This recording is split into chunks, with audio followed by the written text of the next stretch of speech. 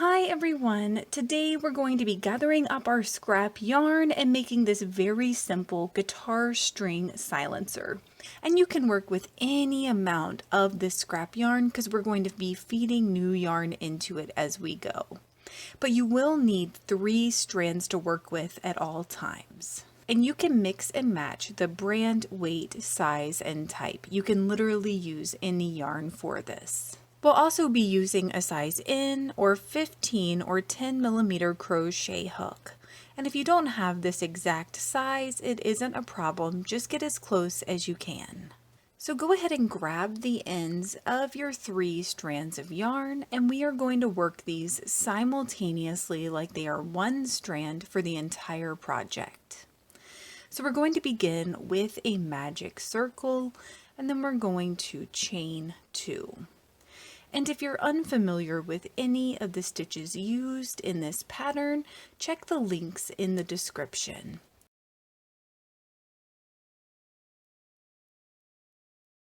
And from here, we're going to place 12 double crochets inside of our magic circle. And it's very helpful when you're working with 3 strands to keep everything loose.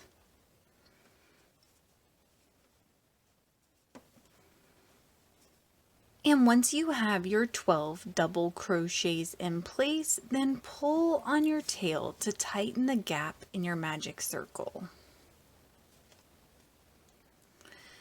And next we're going to skip our chain 2 and place a slip stitch in the top of our first double crochet. And you do have the option of crocheting over your tail in this next row if you would like. So to do that, you just line it up with your stitch and treat it like it's part of your stitch.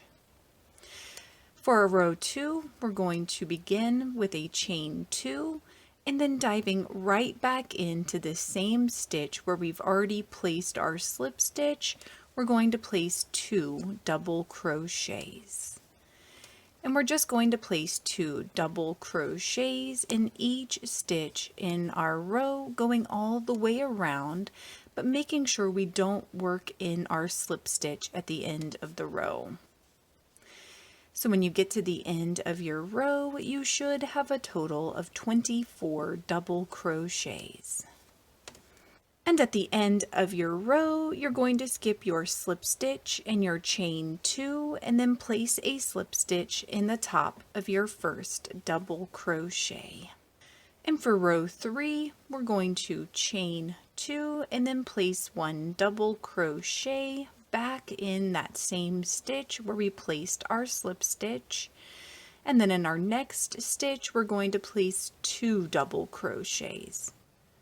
And we're just going to alternate between placing 1 and 2 double crochets going all the way around our row.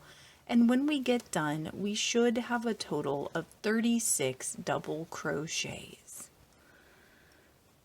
And when you need to add in more yarn because one of your strands is running out, what I want you to do is take your leftover yarn and just pinch it in your hand behind your project. Then grab your next strand of yarn that you want to use and pinch it as well. Now all you're going to do is just pick up where you left off with your new strand of yarn like this. And on the back side of my project, I usually just tie these 2 tails together. And at the end of your row, you're going to skip your slip stitch and your chain 2 and then place a slip stitch in the top of your first double crochet. And from here, we're going to cut and tie off our yarn. And a smaller crochet hook can be helpful when you're hiding your tails on the back side of your guitar string silencer. Thank you so much for watching, and I hope you have a wonderful, awesome day.